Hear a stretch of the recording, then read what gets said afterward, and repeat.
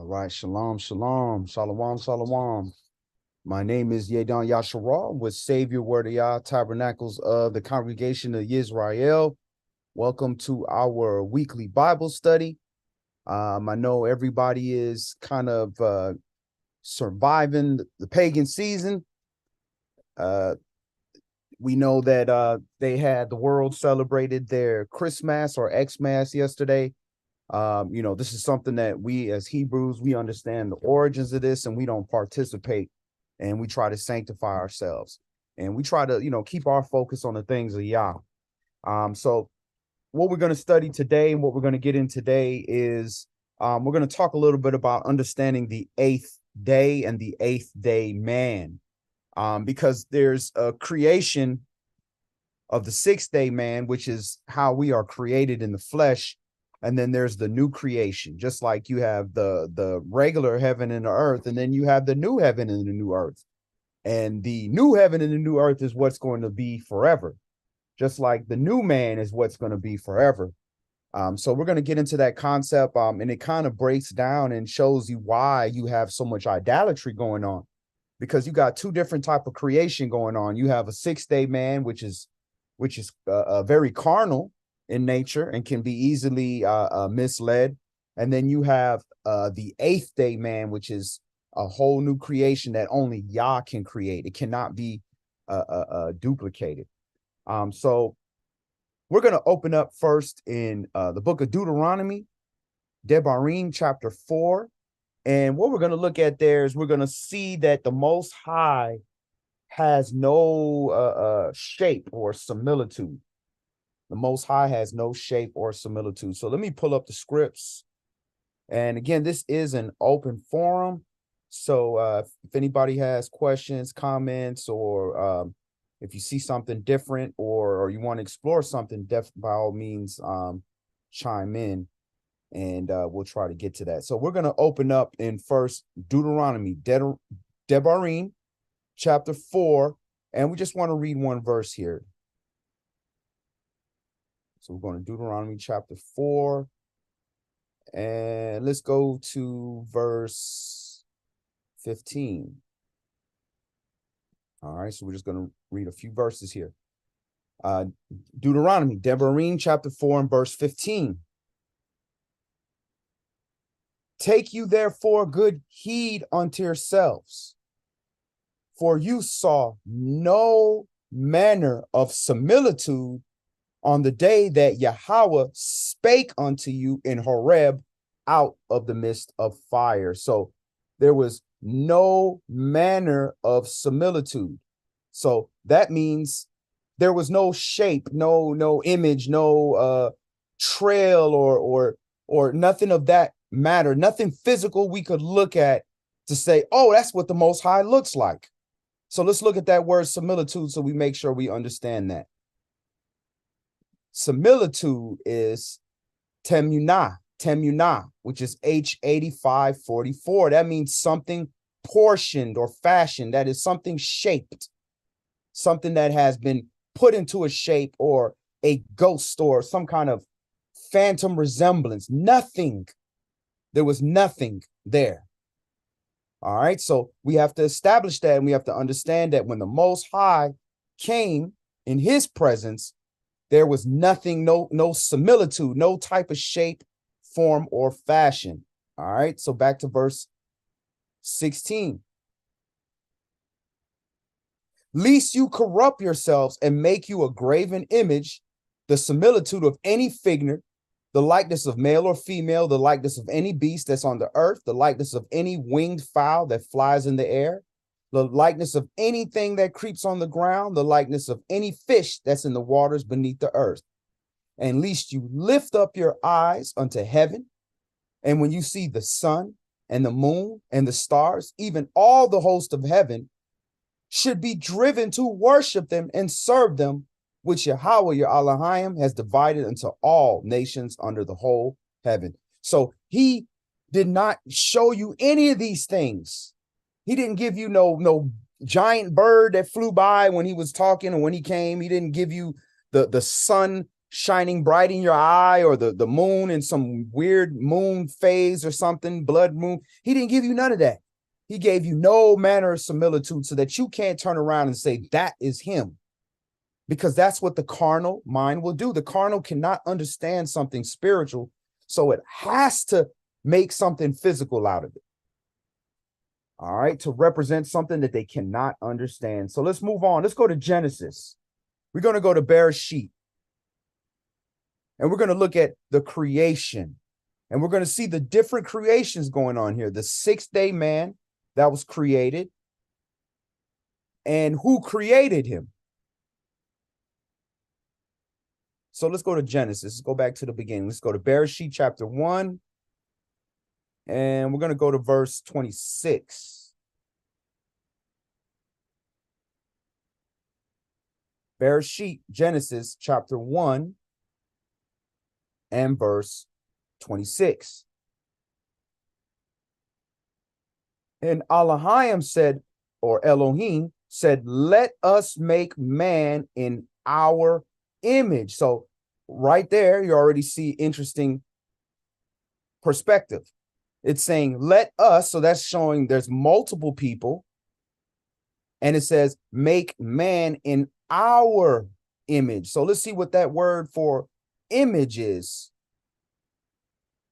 You want to see what they're talking about here. So in our selem, in our phantom, illusion, resemblance, a representative idol, an image. So let us make man that looks like us, that has our form or shape. Okay. And it says Elohim said, let us. So when you see God with a capital G and a lowercase o-d, that's Elohim. So we have to understand what that is, because when they see that, people think that this is talking about the Most High. Not every time. So when you see in Hebrew for that term God, you have Elohim, which is gods in the ordinary sense. So this is the plurality of God. So this is the host of YAH. So when you see Elohim, is talking about the host of YAH. And in certain places, it'll tell you which part of the host he's referring to. When it says Yahweh Elohim, then it's talking about the Most High Elohim. When it's talking about Adonai Elohim, it's talking about the Son, the Messiah Elohim. And when it's just talking about the heavenly powers, the host of YAH, then it's Elohim. So this host of YAH, host of spirits that make up YAH, that's all falls under the Most High YAH and his word, Mashiach. They created man in their image. In the image of Elohim created he him, male and female created he them. So in this original creation, it's created in the image of the heavenly powers, and they created them male and female, just like us. We're created male and female. That's how we are born. This is the sixth-day man. All of this happened on the sixth day of creation. So all of us come into this world as sixth-day men. We are made in the image of the heavenly powers, and we're made either male or female. We come into the world. So that is the sixth-day creation. So now we want to see what it talks about how he created man and how he said, let us make. So let's look at that word make so we understand what's going on here. We look at that word make, it's asah, asah, A-S-A-H, asah, and that's to do or make. So that is to create something or appoint something. So when nothing is there and you appoint something, that means you make something. You create something. So man is being created. The physical man is being created on this sixth day. All right. So now when this creation, if we read the rest of Genesis chapter 1, we see that, you know, different things were created on different day. Everything was created on its day, and its things that were like it were created on its day. So that's why you have the fish were created on a different day than the beast. The beast is created on a specific day, and the birds were created on a different day than the beast was created. So we are like beasts. We are just animals. We have animal desires and emotions, just like anything. When we're hungry, we eat. When we're angry, we can get dangerous. You know, when we're aroused, we can procreate. So just like an animal, but something has to be different in us to become the eighth day man. So let's take a look first. Let's go to 1 Corinthians chapter 15. Let's look at the different types of bodies that were created, because we have to understand, we already established that YAH is in heaven, and he's a heavenly being, and his body is with no similitude. It's invisible. We can't see it because he's created for that realm, versus man being created here, being made from nothing, physical man, that is being made for this area, the terrestrial, the terra, the earth. So we're going to go to 1 Corinthians chapter 15, and we're going to break something down real quick.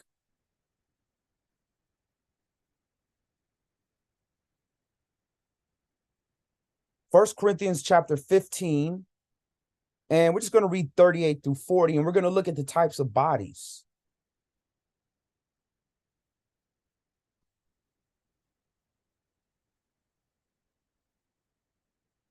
All right, so we're at 1 Corinthians chapter 15, and we're going to start this at verse 38.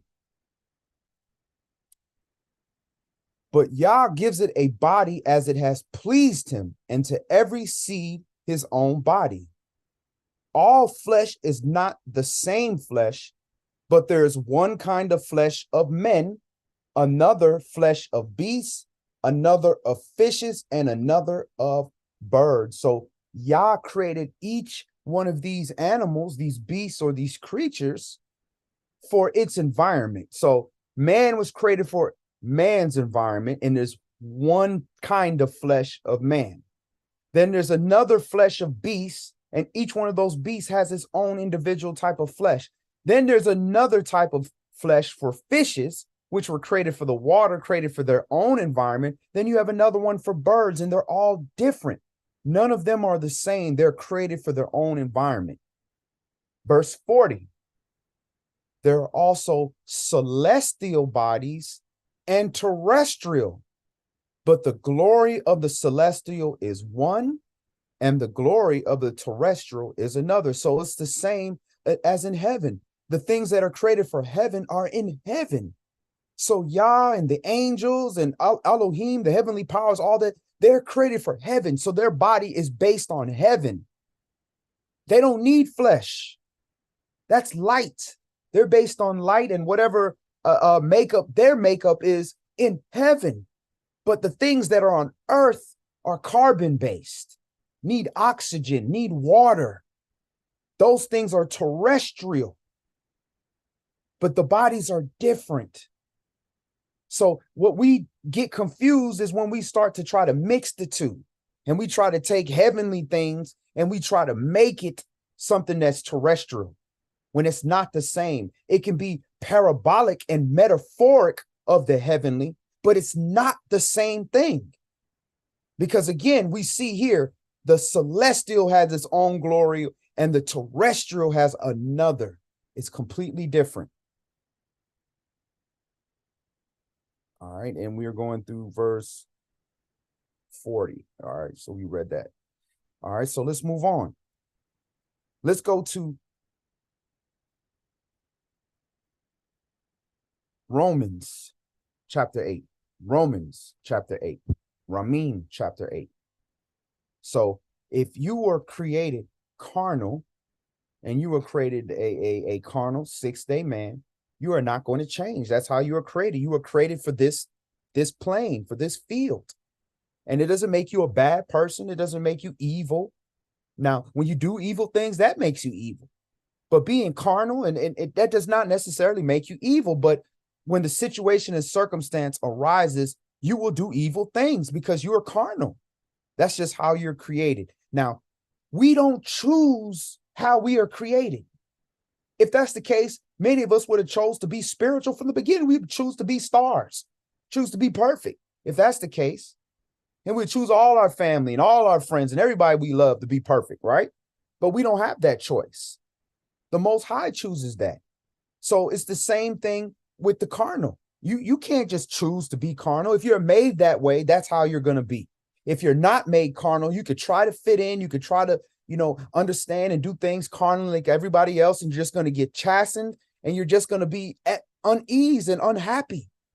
And that's why we see so much depression and so many people on drugs and all these different opioids, because they're spiritual people, the children of Israel, and they're trying to be carnal, but their body was made to be spiritual.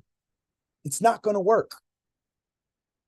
So how do we understand the carnal? Let's go to Romans chapter 8. We're going to read verses 4 through 8. Romans chapter 8 and verse 4. That the righteousness of the law might be fulfilled in us, who walk not after the flesh, but after the Spirit. So what are you walking after? What is leading you? Is the flesh leading you and you're following after that? Or is the Spirit of YAH leading you? The Spirit of YAH is going to cause you to pause for a second sometimes and not react the way your flesh would want to react, because it doesn't necessarily agree with the Spirit. Sometimes it's going to be agreeance, like when somebody's trying to hurt your family and you jump up to protect them. Yeah, the Spirit aligned with the flesh at that moment. But sometimes when greed is involved, pride is involved, or confusion or anger, you might react according to the flesh, and it's not going to align with the Spirit of YAH. Verse 5. For they that are after the flesh do mind the things of the flesh, but they that are after the Spirit, the things of the Spirit. So the carnal, they can't help it. You trying to talk to them about spiritual things, they drift off. Their eyes, you can see it in their eyes, they're gone. There's nothing there. They have not been granted that Spirit, and we can't judge them. All we can do is shine the light and manifest what's there, and try to be a light for those that are in darkness looking for the light. But you can't judge them, because you can't give them the light. You can't give them the Spirit. You can't give yourself the Spirit. It says that no man has the power to retain the Spirit. You can't hold it back. So this is why we can't judge. Take it as a reminder, as an admonishment, that could be you, that you're no different. You are made terrestrial just like that other individual. YAH choose to put something celestial or spiritual into you. Verse 6. For to be carnally minded is death, but to be spiritually minded is life and peace. The carnal body was made to die. Just like the candle that goes in the menorah was made to burn out. If they wanted to make it burn forever, they would give it a source of fuel so that it could just continuously burn. But no, they made it out of something that will deteriorate, that's vain, that will not last forever. Well, that's how the carnal is. The carnal mind is the same way. It will not last forever. Either they're going to die off in the grave, or it's going to die in a rebirth and becoming a new person, a eighth day man, circumcision of the heart. But to be spiritually minded is life and peace, because that's eternal. Why? Because verse 7, because the carnal mind is enemy against YAH. Why is it an enemy against YAH if YAH allowed this to be created? For it is not subject to the law of YAH, neither indeed can be. So that's the carnal mind. It cannot be subject to YAH's laws. It can only be subject to physical laws. Like if you hold your breath, you're going to pass out. If you swallow water and you don't, and it's too much, you're going to drown. You jump up, you're going to go down. You cut yourself, you're going to bleed. They can only respect carnal laws.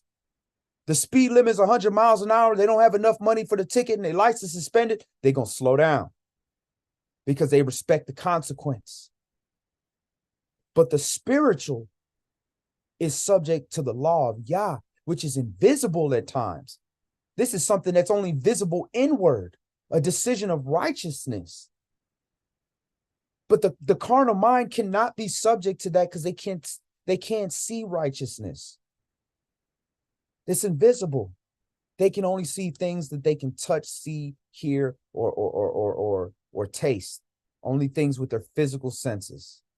Verse 8. So then they that are in the flesh cannot please Yah. So that's the difference. That's the sixth-day man.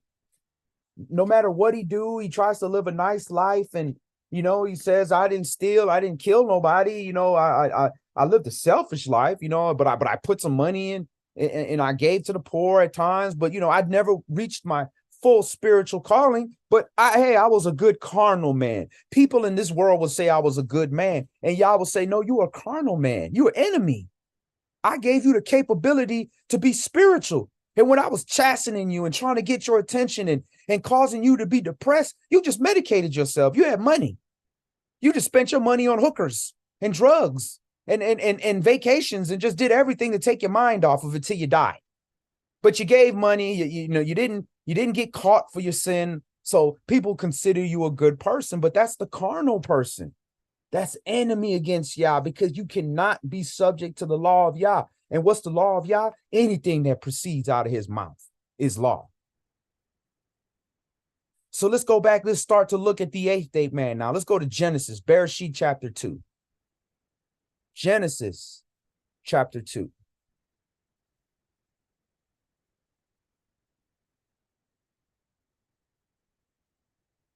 And many of us, we like Siamese twins.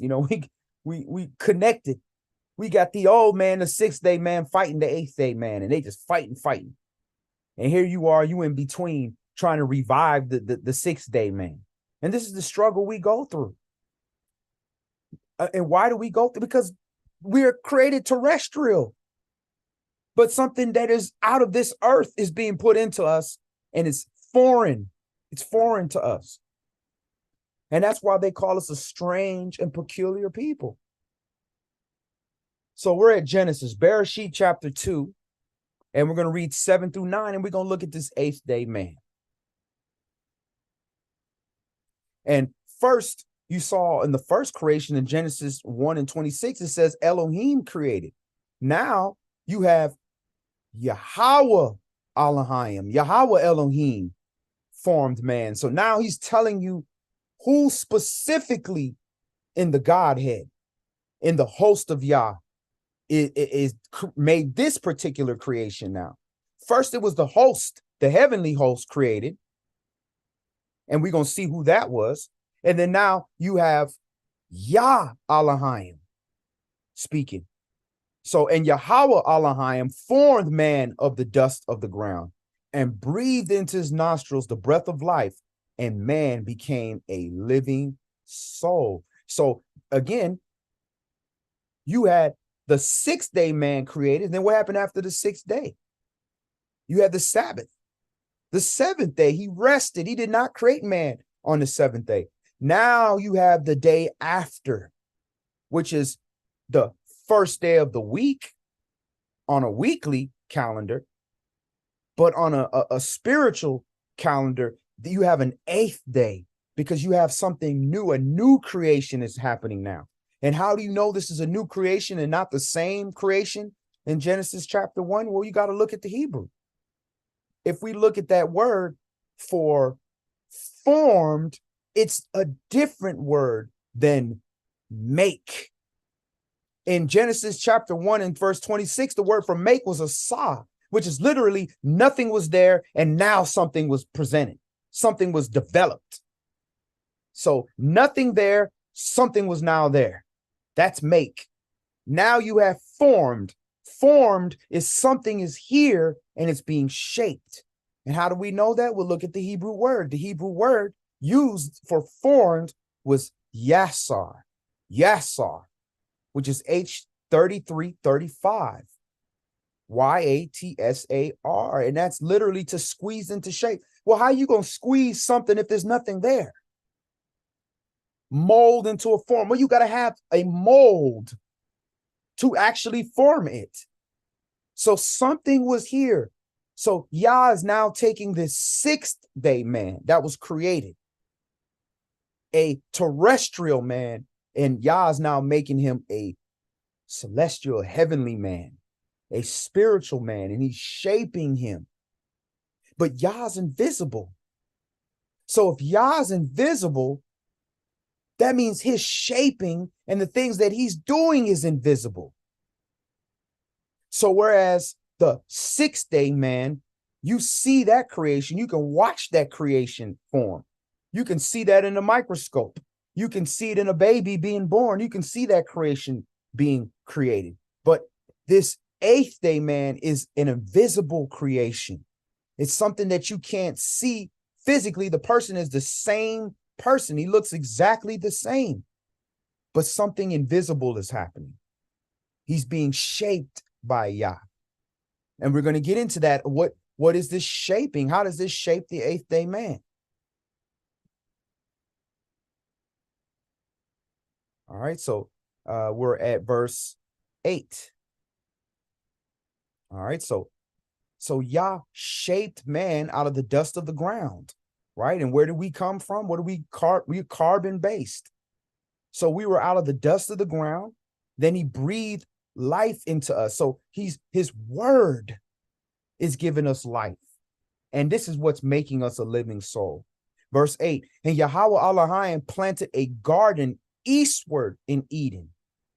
And there he put the man whom he had formed. So the original man, the sixth day man, was just in Eden. That's a place. Then the new man, the eighth day man that Yah is shaping and changing with his word, he's putting him eastward in Eden. So he's putting him in a specific part of Eden. And then furthermore, in the garden. If you look at that in Hebrew, garden is Ganan. All right, so let's look at that. Garden is Ganan. And Ganan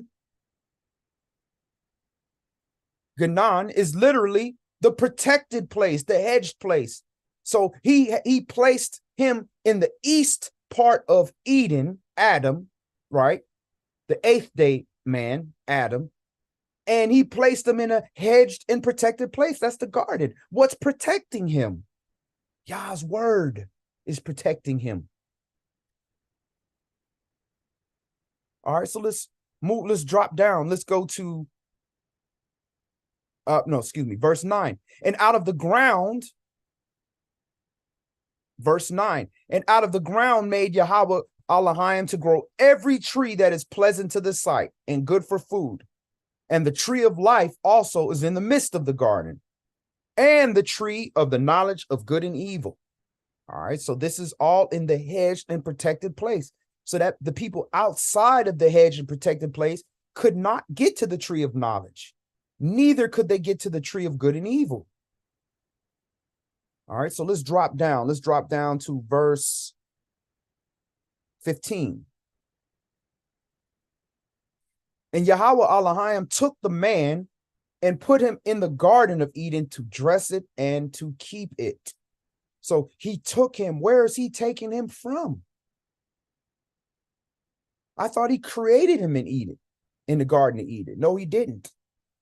He created him in Eden and took him and placed him in the protected part, the garden, where you have your fruit, where your harvest is.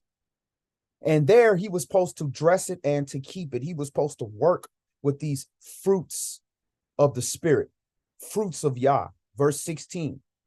And Yahweh Elohim commanded the man, saying, of every tree of the garden you may freely eat, but the tree of the knowledge of good and evil, you shall not eat of it.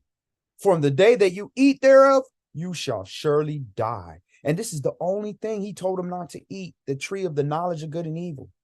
He didn't say he couldn't eat of the tree of the knowledge of life.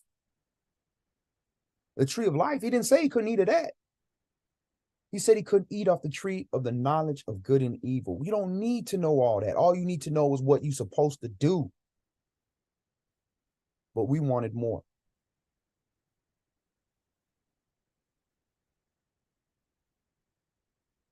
But the tree of the knowledge of good and evil, you shall not eat of it, for in the day that you eat thereof, you shall surely die. And Yahweh Elohim said, it is not good that man should be alone. I will make a helpmeet for him. And Yahweh caused and out of the ground, Yahweh Elohim formed every beast of the field and every fowl of the air and brought them unto Adam to see what he would call them. And whatsoever Adam called every living creature, that was the name thereof. So that belonged unto him. So he named those creatures. So naturally, when Yah is bringing him a wife, he is naming his wife. And that's why the wife is surnamed after the husband. And Adam gave names to all cattle and to all the fowl of the air and to every beast of the field. But for Adam, there was not found a helpmeet for him. And Yahweh Elohim caused a deep sleep to fall upon Adam. And he slept and took one of his ribs and closed up the flesh instead thereof. And the rib which Yahweh Elohim had taken from man, made he a woman and brought her unto the man. And Adam said, this is now bone of my bones and flesh of my flesh. She shall be called woman because she was taken out of man. Therefore shall a man leave his father and his mother and shall cleave unto his wife, and they shall be one flesh. So this is the new creation here. This is the new creation here. Now, what do animals do? When animals procreate, like the 6-day beasts, when they procreate, man, a dog will sleep with the woman. He's stuck with her for however long he got, because they literally physically stuck together. As soon as he unstuck, he out of there. He gone. That's beast. But the man of Yah, he stays there for his family. He protects. He looks out for his family. He covers his family. He ensures his children are able to grow up and be productive and further the bloodline and the community. That's the 8th-day man. The 6th-day man don't do that. He don't care. He care about himself. He do what the law say. 18, you out of there. That's all he care about. So clearly you see there's two creations there. You had the 6th-day man that was created, right? In Genesis 1:26, under Asah, it was appointed, it was made, it was created. And then in Genesis chapter 2, after the first Shabbat, when Yah hallowed the 7th day, now he's creating the 8th-day man, which he's shaping. And he's shaping with his word. He's giving him instruction. Look, the 6th-day man, look, you eat whatever you want. Go do your thing, right? The 8th-day man, look, you can't eat everything. You can eat everything, just don't eat of the tree of the knowledge of good and evil. Different. And I guarantee he wasn't thinking about eating no animals. There wasn't no bloodshed back then. All right, so let's go to Colossians chapter 1. Colossians chapter 1, and let's go back and let's see who this creator was. Colossians chapter 1. We're going to see who this creator was that created man. And not only created man, but created creation, period. Because Yah appointed it. Yah made it. He said it and it happened. But Yah didn't physically do it himself. He has spirits to do the work. Just like the CEO, Mr. McDonald. He don't go to McDonald's and flip a burger. He says burgers are going to be flipped and I'm going to make money off of it. And that's what happens. So Yah is the ultimate CEO. He says it and it's done. So he said it with his word and his word completed it. Colossians chapter 1 and verse 14. And we're going to go through verse 19. In whom we have redemption through his blood, even the forgiveness of sin. So who are we talking about here? We know we're not getting redeemed through Yah's blood because Yah don't have blood. Because remember, the celestial is one glory. It's different than the terrestrial. It's a whole different body. Verse 15.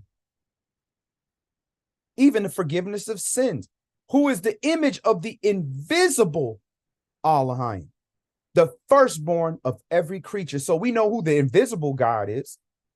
That's Yah, who said, look, remember in Deuteronomy, take heed, there's no similitude. When I came on the spot, you didn't see nothing. Wasn't no sunshine, wasn't no moon, wasn't a star, wasn't an angel, wasn't a dolphin flying by, a bird, wasn't nothing when he came. So he's the invisible God. So he gave image to the invisible God. He gave image to his word, and that's the firstborn of every creature. And for by him were all things created that are in heaven, that are in the earth, visible and invisible, whether they be thrones or dominions or principalities or powers, or all things were created by him and for him. So this is Mashiach right here. This is the word. All things were created by him and for him.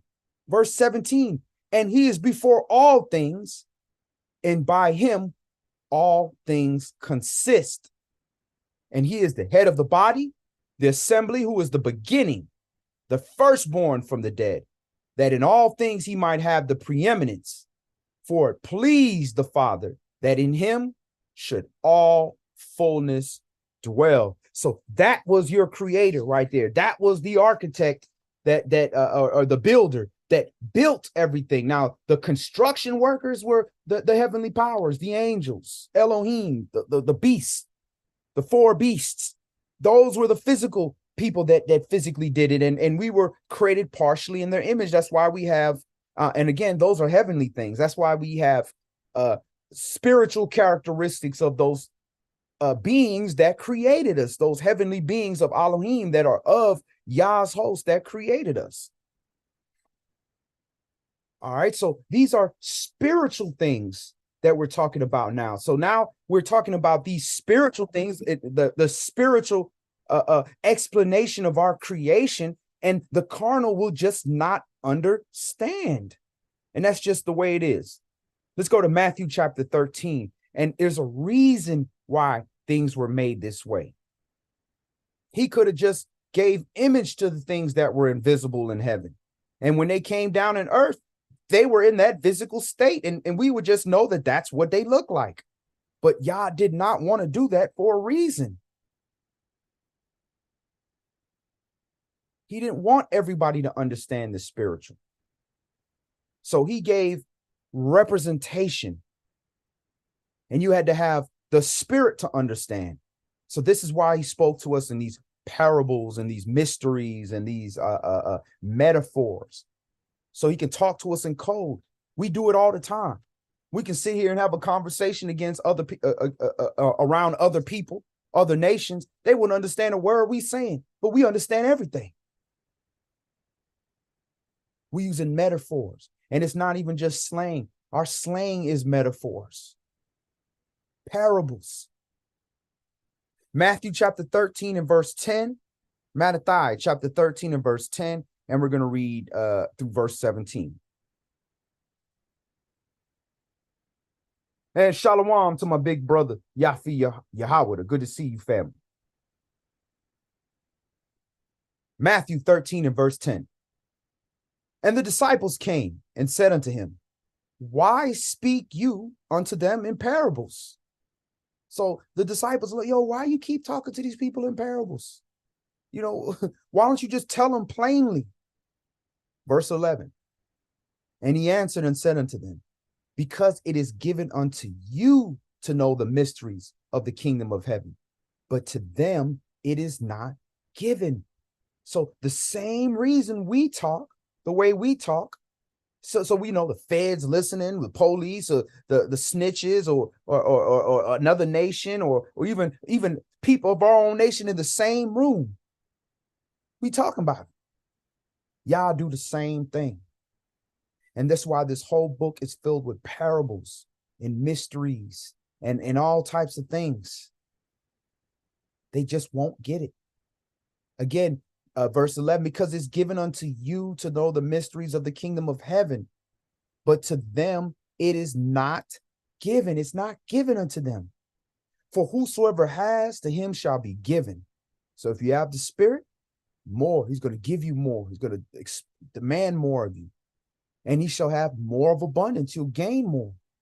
But whosoever does not, who's void of the Spirit, whatever little bit he have is going to be taken from him. Therefore speak I to them in parables, because they seeing see not, and hearing they hear not, neither do they understand. So they don't get it. They won't get it. And in them is fulfilled the prophecy of YAH, which says, by hearing you shall hear and shall not understand, and seeing you shall see and shall not perceive. For this people's heart is waxed gross, and their ears are dull of hearing, and their eyes they have closed, lest at any time should they see with their eyes and hear with their ears, and should understand with their heart, and should be converted, and I should heal them. But blessed are your eyes, for they see, and your ears, for they hear. For yes, I say unto you that many prophets and righteous men have desired to see those things which you see and have not seen them, and to hear those things which you hear and have not heard them. And that's most of us today. Most of us today have been exposed to this Bible. It's the best-selling book for hundreds of years. We've seen it. Now, do we open it up and read it all? No, but we've been exposed to it. Back in the day, people, especially in times of slavery, you weren't even getting this stuff. And the times of the prophets, they didn't have all the whole copy of the Torah. We have this. So we're blessed. So keep in mind, this book is a mystery. Yah's word is a mystery. It's a bunch of metaphors and parables that if he does not give you the Spirit, you will not understand. The carnal will not understand, but the spiritual will understand, and they'll understand how to apply this. That's the eighth day man. He's trying to gain the spiritual understanding through the analyzation of the physical things that Yah gave us and his laws that he gave us. You take those things, the physical things that Yah made laws on the earth with, the carnal things. Then take his spiritual laws that he gave us in this book and just do a comparison.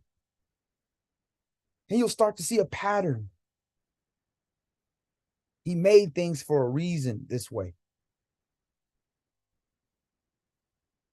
All right, so let's move on. We're going to go to Romans chapter 1. Romans chapter 1, and we're going to read verse 18. So he always gave us this example in the flesh, all the way to the point of him even sending his own son in the flesh, so that we couldn't say like, well, we didn't know this is spiritual. We're terrestrial. How are we supposed to understand all these things? He always gave us something physical and carnal to help us understand. But you got to be spiritual to seek that correlation between the carnal and what does this mean spiritually. If you're not looking at it from that perspective, you're just looking at everything from what does this mean carnally, that's all you're going to receive. But ask yourself, well, why is it made this way? What is the purpose? Why did Yah, he could have made us this way. Why did he make us this way? Then look at his laws and look how he tells us to operate and draw that correlation, and it'll start to make sense. Verse 18. For the wrath of Yah is revealed from heaven against all wicked and unrighteousness of men, who hold the truth in unrighteousness, because that which may be known of Yah is manifest in them, for Yah has showed it unto them. All right, so these ungodly and unrighteous men that hold the truth as unrighteous, it's going to be made manifest through them, because their actions are going to yield the negative results. And when you see that, you're going to see, oh, these are ungodly men, and they're operating against Yah, and Yah is manifesting that, and you can see that.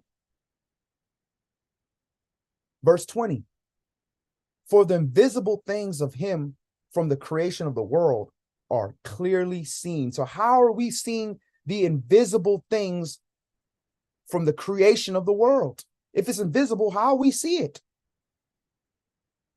Well, it's being understood by things that are made. So the things that Yah made are to help us understand the invisible things, not for us to worship the things that Yah made in lieu of the invisible Yah. No, you worship the invisible Yah and you use the things that he made to serve him. Again, verse 20, for the visible things of him from the creation of the world are clearly seen, being understood by the things that are made, even his eternal power and Godhead, so that they are without excuse. So you can't use the excuse, I can't understand these spiritual things. Well, didn't I not give you these carnal things for you to draw a correlation, for you to seek the understanding, to show the difference? There's no excuse. Because if he gave you that spirit to understand, he gave you all these physical things for you to look at and use that spirit that he gave you to understand what he's trying to say. But if he didn't give it to you, you're not going to seek the spiritual and you're not going to find it.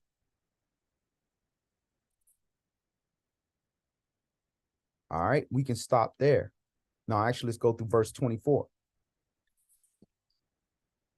Because that when they knew Yah, they glorified him not as Yah, neither were thankful, but became vain in their imaginations, and their foolish heart was darkened. So because they knew the Most High and decided that they did not want to honor him, they knew that you knew there was a creator. You knew that this wasn't no big bang theory, that it was just some big explosion and we just happened to have 2 feet, 2 arms, and 2 legs and all. Nah.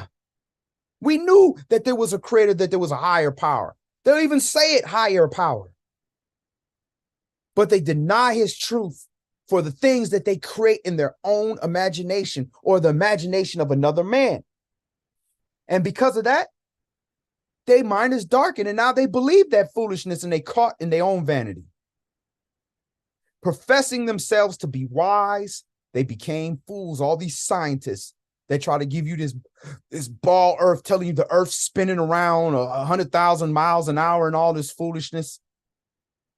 They became fools and changed the glory of the uncorruptible Yah into an image made like unto corruptible man, and to birds and 4-footed beasts and creeping things. So you trying to take something that's perfect and invisible and cannot be touched and will never die, and you want to change it and make it something that's corruptible, that's dead, that can die, that can be destroyed, that bleeds, that's unclean, that craps.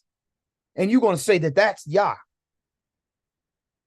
Verse 24, and this is the mind of the carnal, because he can't grasp the spiritual. He got to fit that which he can't understand into something physical that he can shape himself and feel.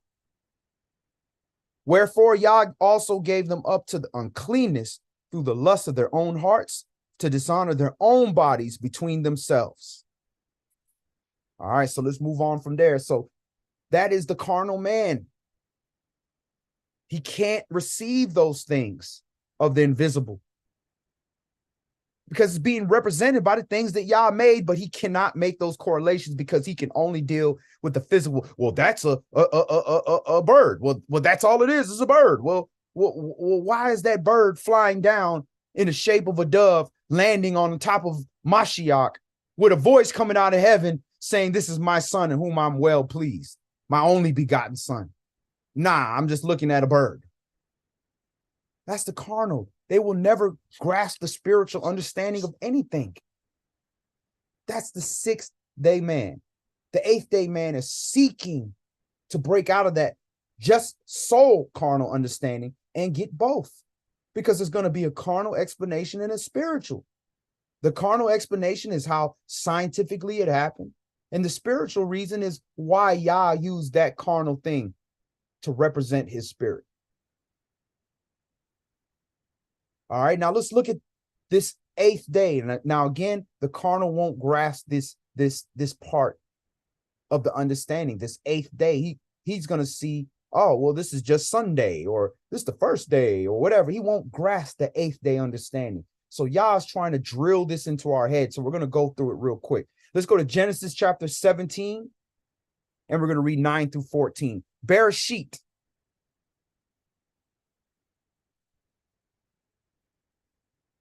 Genesis chapter 17, and we're going to read from verse 9 to 14. So when Yah created the sixth day man, when he's shaping the eighth day man, he made a promise. He made a covenant. And he said, this is my covenant. I'm going to shape your men. And the shaping was this circumcision. And this circumcision represented the cutting away of the flesh of the heart, the foreskin, the hardness of our heart. That's what it represented in the spiritual. But in the physical, it's literally cutting off the foreskin of your penis. That's carnally, that's scary. But why would Yah have us do that? Well, first of all, no other animal on this planet does that. Animals will cut themselves, will do all kinds. Africans cut their face. People do all kind of stuff. But no other animal or human circumcises. Only Yah's children do that. That is our covenant. And every other beast on this earth is exactly how they came into earth. But the circumcised man is different. He's a new creation. And this is why Yah had circumcision happen on the eighth day. Is that a coincidence? Let's read. Bereshit chapter 17 and verse 9. And Elohim said to Abraham, you shall keep my covenant. Therefore, you and your seed after you in your generation. So he's commanding that we keep his covenant. And Shalom, sis Viva Renee. Good to see you, family. So he said, you will keep my covenant. So this is my promise. This is my marriage contract. I'm married. Marriage is forever. So to you and your seed after in their generation, this is my covenant, which you shall keep between me and your seed after you. Every man child among you shall be circumcised. This is given to the children of Israel. And you shall circumcise the flesh of your foreskin, and it shall be a token of the covenant between me and you. All covenants are sealed with blood. That's why you are not physically married to your wife till you sleep with her. You have to break that covenant, that skin. So this circumcision is the covenant between Yah and the Hebrews. Verse 12, and he that is 8 days old shall be circumcised among you, every man child in your generation, he that is born in the house or bought with money of any stranger, which is not of your seed. So this is being done on the 8th day. Why not the 9th day or the 10th or on the 7th day after a week? Yah is symbolizing a new creation. This is separate. This is set apart from all other of the creation, all other men. I'm separating them from the 6th day man. All right, so you have circumcision. Now let's go to Leviticus and let's go on to the next one.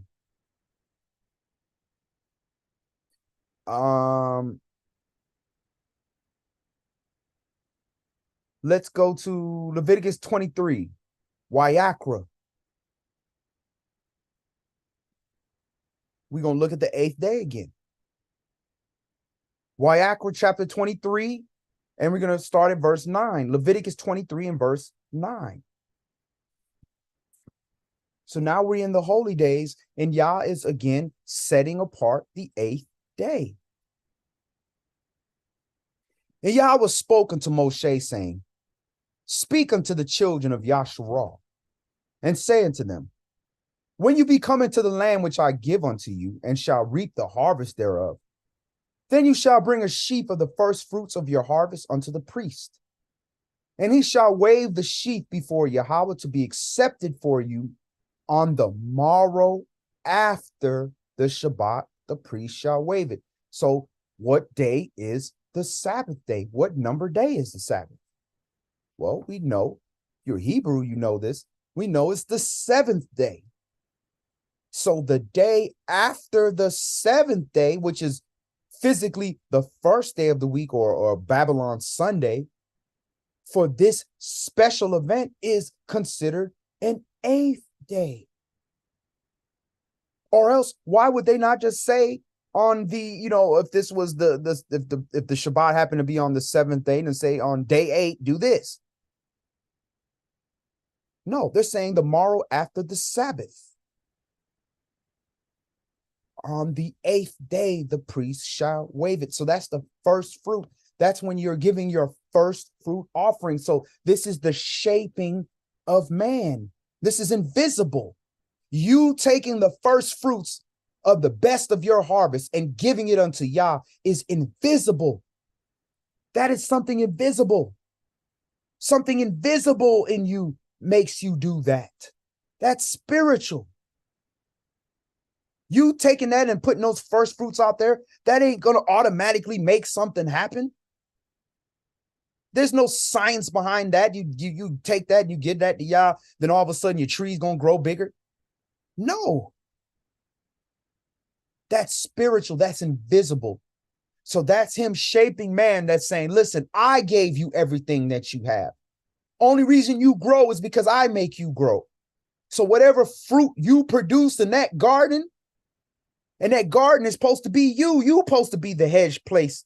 And what's hedging you is the law. And the fruit you produce is the fruit of the Spirit.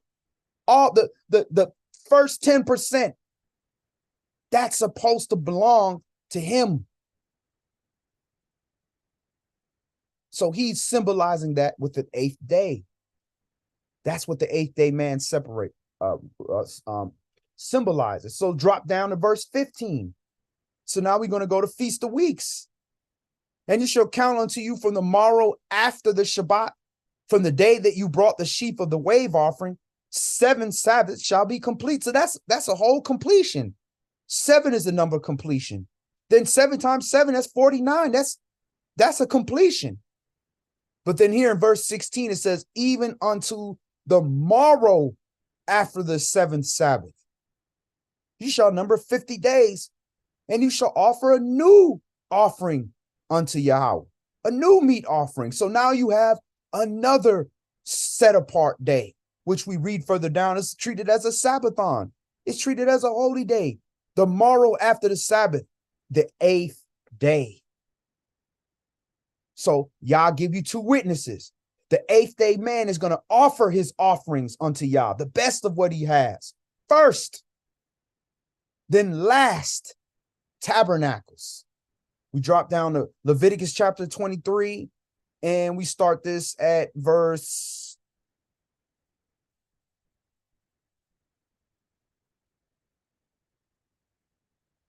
39.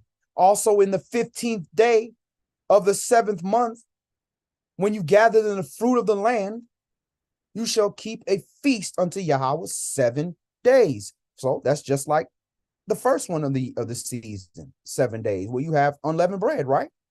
But then now it says on the first day you shall have a Sabbathon, and on the 8th day shall be a Sabbathon. So now we all know that 7 days is the number of completion.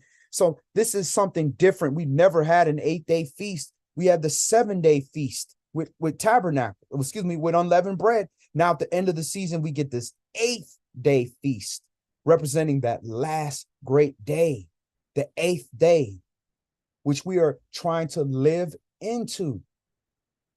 So let's see Yahweh Shai king on the 8th day again. Let's go to John chapter 20 and look at Mashiach. Yohanan, John chapter 20. And we saw how he keyed the 8th day in first fruits. Well, now he's going to show you the first fruits. And who was the first fruits of them that slept? Mashiach. So it's befitting he going to pop up on this 8th day now, all of a sudden. Yohanan, John chapter 20, and we're going to start this at verse 24 and go through 29.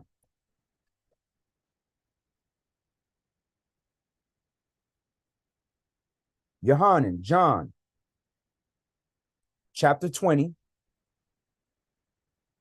and verse 24. And shalom, shalom to my lovely wife, Sister Tafara, right there in the other room.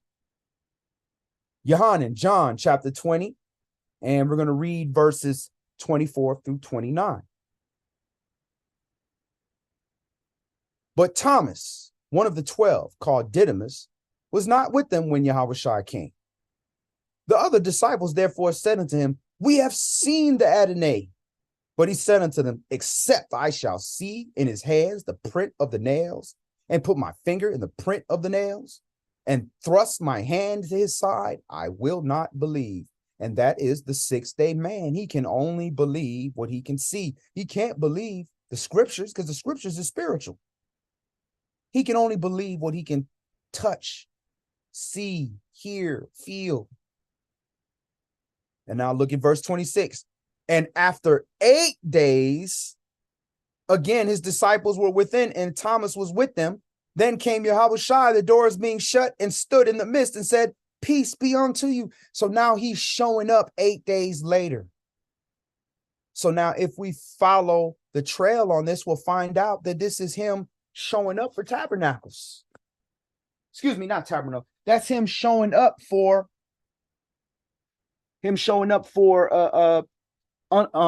first fruits. If you follow the timeline, when you have the resurrection timeline, after he resurrected according to what they saw, and then he disappeared, he said, Don't touch me, for I have not ascended to the Father. Then now 8 days later, you add all those days up, it's going to bring you right to when you're supposed to keep your first fruits. You have to keep your first fruits after Passover and unleavened bread. You have your whole 7 days of unleavened bread, which ends like around a Tuesday, right? Monday, Tuesday, something like that. Monday, right? And then that Shabbat that comes right after that, the day after that is the 8th day. That's the day you're supposed to keep first fruits. And that's when Yahushua popping up, talking about touch me. He's not going to say touch me. He's not going to say any of that type of stuff. You know why? Because he just said if it was before, when he just rose up, he ain't gone before the Father. He hasn't done unleavened bread yet. He hasn't been the first fruit offering and being weighed before the Father. So he's like, hey, don't touch me. But now 8 days has passed. And he's like, look, feeling is believing, right? 8th day. All right, so let's get into the actual 8th day itself, what this represents. YAH chapter 60 gives us a good account of what this 8th day is like. And this is why they call the end of the world. Because once we in charge and we running things, it's righteousness. No more of that wickedness. We are where we're rightfully supposed to be. And that's the end of their world, where they can do all their sick stuff and all their wickedness and do whatever. The age of the Gentile is over. So this is the 8th day, the future glory of Yasharal. YAH chapter 60 and verse 1. Arise, shine, for your light is come, and the glory of Yahweh is risen upon you. For behold, the darkness shall cover the earth, and gross darkness the people. But Yahweh shall rise upon you, and his glory shall be seen upon you. So before it says that it's always darkest before dawn. So before the coming of Mashiach, it's going to be a real dark time. Talks about that in Genesis chapter 15, where it's talking about, this darkness, great darkness that's coming upon us, the great tribulation. Verse 3. And the Gentiles shall come to your light, and kings to the brightness of your rising. So it's going to get so dark and so dangerous that it's going to be clear who the children of Yasharal is just by our wisdom and the light and the protection that comes with the light that we have. Light up your eyes round about and see. All they gather themselves together. They come to you. Your son shall come from far, and your daughter shall be nursed at your side. Then you shall see and flow together, and your heart shall fear and be enlarged, because the abundance of the sea shall be converted unto you. The forces of the Gentiles shall come onto you. So all they armies and all this stuff that they threatening and all these wars and all this stuff kicking off now. Now the Iran is beefing with Israel and America and all this foolish. Well, all they forces are going to come to us once they've been humbled. The multitude of camels shall cover you, the dromedaries of Midian and Ephah, and all they from Sheba shall come. They shall bring gold and incense, and they shall show forth praise of Yahweh. All the flocks of Kedar shall be gathered together unto you. The rams of Nebaioth shall minister unto you. They shall come up with acceptance on my altar, and I will glorify the house of my glory. Who are these that fly as a cloud, and as the doves to their windows?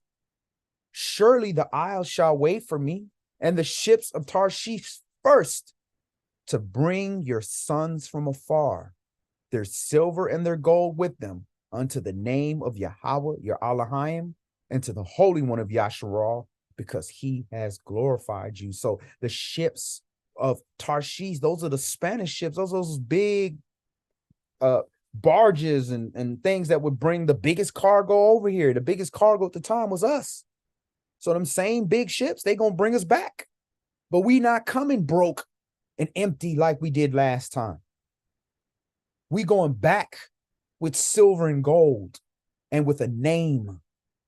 Verse 10, and the sons of strangers shall build up your walls, and their kings shall minister unto you. For on my wrath I smote you, but in my favor have I had mercy on you. Therefore your gates shall be open continually. They shall not be shut day nor night, that men may bring unto you the forces of the Gentiles, and that the kings may be brought. For the nation and the kingdom that will not serve you shall perish. Yea, those nations shall be utterly wasted. So if you believe in this Bible and you are of another nation, then you have to believe that your nation will be serving the nation of Yasharal in the future, unless Yah's word is a lie. And I'm sorry, Yah's word is not a lie. Now, we didn't write that. We didn't make that up. We didn't get together and vote on that. That's Yah's will. Verse 13, and if you have a problem with that, you got a problem with Yah, not us.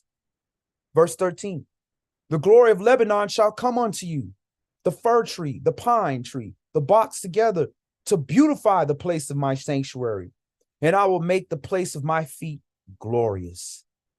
The sons also of them that afflicted you shall come bending unto you, and all that they despise you shall bow themselves down at the soles of your feet, and they shall call you the city of Yahweh, the Zion of the Holy One of Yasharal. So when they see Mashiach, what he physically looks like, and realizes that he looks like us and what they did to his people, when they see you because of him, they gonna fall to their feet, because they gonna want the mercy in hopes that you will speak up for them, that you will give them some wisdom to survive in the darkness and help their nation continue on. Verse 15, whereas you've been forsaken and hated, so that no man went through you, I will make you an eternal excellency, a joy of many generations. You shall also suck the milk of the Gentiles, and shall suck the breasts of kings. And you shall know that I, Yahweh, am your Savior and your Redeemer, the mighty one of Jacob. So remember how they got those pictures of the black mammies breastfeeding the white babies? Well, guess what? It's going to be the opposite. These kings and their wives, they're going to be breastfeeding our babies, according to this script. For brass, I will bring gold, and for iron, I will bring silver, and for wood, brass, and for stones, iron. I will also make your officers peace, and your exactors righteousness.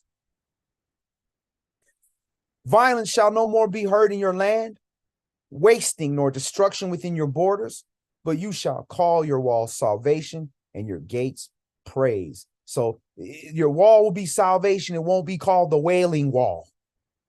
It'll be, the walls will be Yahweh Shai, salvation, and the gates praise. We ain't gonna have violence. We ain't gonna have bomb shelters everywhere and blowing up. We ain't gonna have to blow up hospitals of innocent women and children because we terrorists. Verse 19, the sun shall be no more your light by day, neither for brightness shall the moon give light unto you. But Yahweh shall be unto you an everlasting light, and your glory, in your Elohim, your glory. So there's no more sun and there's no more moon. This is definitely not happened. This is the future. So this, if there's no sun and no moon, that's the time. That's how we keep time. So there's no sun and no moon to shine anymore. That's a new day. That's not the first day, second day, third day, because all them days, the sun and the moon shining. That's forever. This is after forever. This is forever, ever. That's the 8th day. And the 8th day is for the 8th day man, woman, period. Because we're not bringing those 7th, that 6th day man in. The sun shall no more go down, neither shall the moon withdraw itself. For Yahweh shall be your everlasting light, and the days of your mourning shall be ended. Your people also shall all be righteous. They shall inherit the land forever, the branch of my planting, the work of my hands, that I may be glorified. A little one shall become 1,000, and a small one a strong nation. I, Yahweh, will hasten it in his time. So obviously there's still families going on, because how else can one become a strong nation unless he's repopulating? All right, so let's go to the conclusion. We're going to go to Revelation 21. Again, there's always 2 witnesses. There's the first witness to the 8th day. Now we're going to get the second witness in Revelation. So Revelation chapter 21, I'll start that at verse 1 for the conclusion.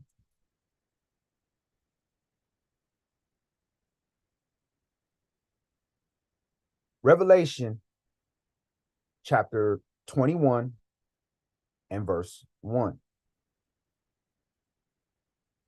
And I saw a new heaven and a new earth, for the first heaven and the first earth were passed away, and there was no more sea.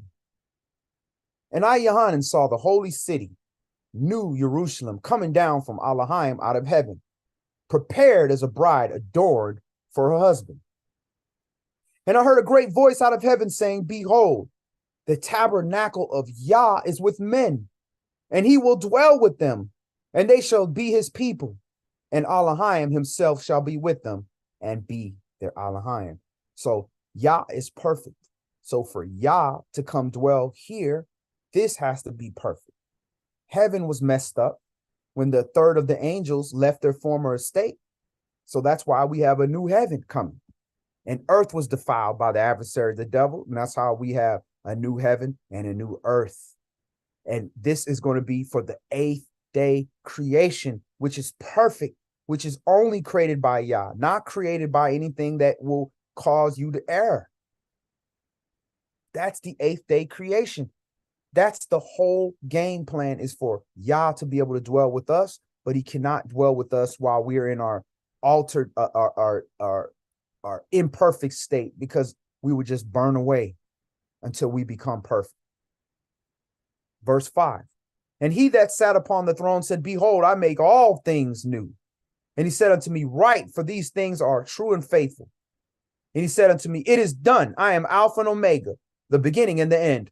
I will give unto him that is athirst of the fountain of water of life freely. So now there's not going to be that flaming sword around the tree of life anymore. Anybody can take of it freely and live forever. Praise Yah.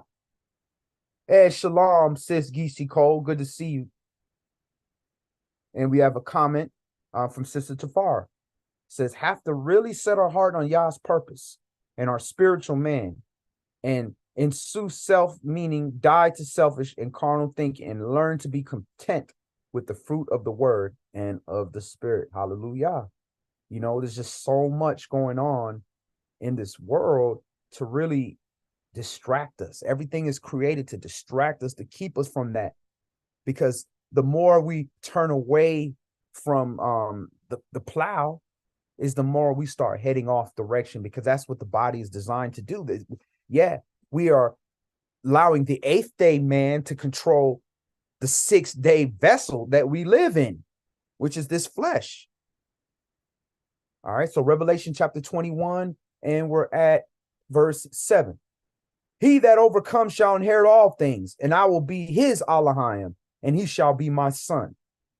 But the fearful and unbelieving and the abominable and the murderers and whoremongers and sorcerers and idolaters and all liars shall have their part in the lake which burns with fire and brimstone, which is the second death. So he has to get rid of all the things that defile, that cause death, so that the eighth day creation can be forever. Verse 9.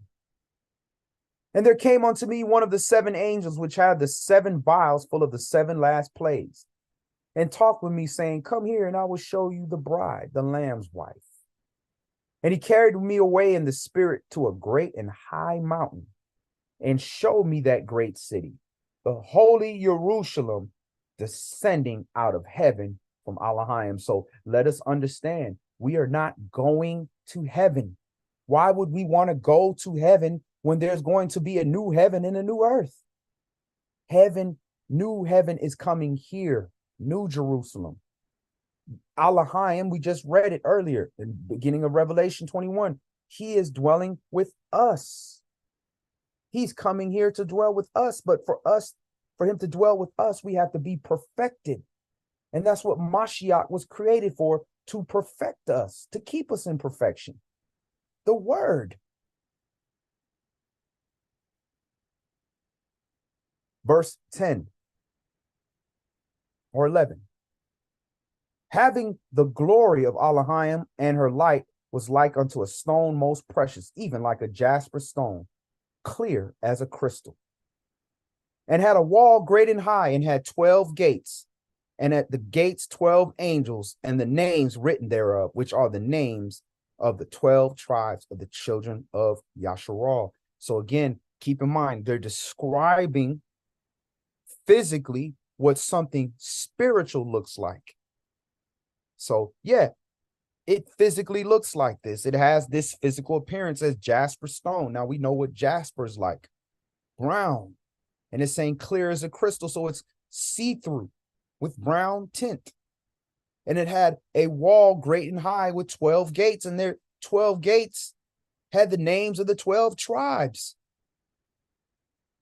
So we're making up New Jerusalem. He said, those that overcome will I grant him to be a pillar with me in my throne. 12 gates, 12 pillars. Interesting. 12 tribes of Israel. On the east 3 gates, the north 3 gates, on the south 3 gates, on the west 3 gates.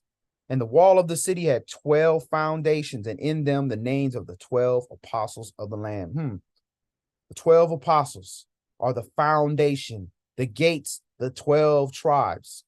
And he that talked with me had a golden reed to measure the city and the gates thereof and the wall thereof. And the city lie foursquare, and the length is as large as the breadth, and measured the city with the reed 12,000 furlongs. The length and the breadth and the width of it are equal. So it's a square. And he measured the wall thereof in 144 cubits, according to the measure of a man, that is, of an angel. 144 cubits, according to the measure of a man. And in other words, 144,000. Interesting. And the building of the wall of it was as jasper, and the city was of pure gold, like unto clear glass. So it's a lot of shiny stuff going on. And the foundations of the wall of the city were garnished with all manner of precious stones. And let me guess what precious stones. Could it be the 12 stones that represent the 12 tribes of Israel? The first was jasper, the second sapphire, the third chalcedony, the fourth emerald, the fifth sardonyx, the sixth sardius, the seventh chrysolite, the eighth beryl, the ninth topaz, the 10th chrysoprasus, the 11th jacinth, and the 12th amethyst. And on the 12 gates were 12 pearls. Every several gate was of 1 pearl. And the street of the city was pure gold, as it were transparent glass. And I saw no temple therein, for the Adonai Elohim Almighty and Yahweh Elohim Almighty and the Lamb are the temple of it. And the city had no need of the sun, neither of the moon to shine in it. For the glory of Yah did lighten it, and the Lamb is the light thereof. Again, this is consistent with Isaiah chapter 60. So you got all these people, just down talking the New Testament and calling it Greek and all this made up stuff. Not majority of all this stuff, you can go directly to the Old Testament and get it. And the things that weren't directly there are in perspective with the things that were written in the Old Testament. Verse 25, 24, and the nations of them which are saved, again, the nations. So this is multiple nations here. Nations means in Hebrew is goyim or Gentile, right? Why is Israel not called goyim? Because Israel is that nation, that set apart nation. We Israel, and everybody else is the nations. So that means there will be other nations alive in the 8th day. Period. So that racist thing about all the other nations going to just get wiped out and only Israel going to be alive, and it's just racism. It's not, you can't condone that reading this Bible. Sorry. And the nations of them which are saved shall walk in the light of it. And the kings of the earth do bring their glory and honor into it. Yeah, they bringing their glory and honor into it, but they not coming into it, because that is for the children of Israel. And the gates of it shall not be shut all day. There shall be no night there. And they shall bring the glory and honor of the nations into it. And there shall in no wise enter into anything that defiles, neither whatsoever works abomination or makes a lie, but they which are written in the Lamb's book of life. So if you're not written in the Lamb's book of life, you're not entering into that city. And I don't really know too many other places you want to be, because it don't look good. If there ain't no rain and there ain't no sun, ain't no nothing, and the light of it is coming from Israel, don't know too many places you want to be. So again, that is the breakdown of the 8th day man versus the 6th day man. The 6th day man won't understand this class. He's not going to try to understand this class, because this is not a carnal class. It's a spiritual class. A lot of viewers going to drop off. They can't deal with this. They can only deal with we Israel. We got next. Wave the flag. We God's chosen people. God black. Hallelujah. That's all they can deal with. But Israel, we've been selected to receive the mysteries. It was given unto us. And a lot of these things are not going to be unsealed into the end times. And guess what? We in the end times is being unsealed. So let's put this together. Let's put our spirits together. Let's get a better understanding, and let's get into this word. So praise y'all. That's all we're going to do today. Any last questions or comments? Speak now or forever hold your peace. If not, we will see you all for Bible study on Shabbat for Sabbath with Elder Zahar. Should be returning next week. And again, if you'd like to reach out to us, you can reach out to us on our website at saviorwordofyah.org. You can email us at saviorwordofyah, saviorwordatl@gmail.com. And if you'd like to donate, you can donate directly through our YouTube page. You can hit the donate button, or you can donate on our website by hitting the donate on our website. So that's all we're doing today. Yah's will. We will see you all for Shabbat. Yah be with you all. Shalom.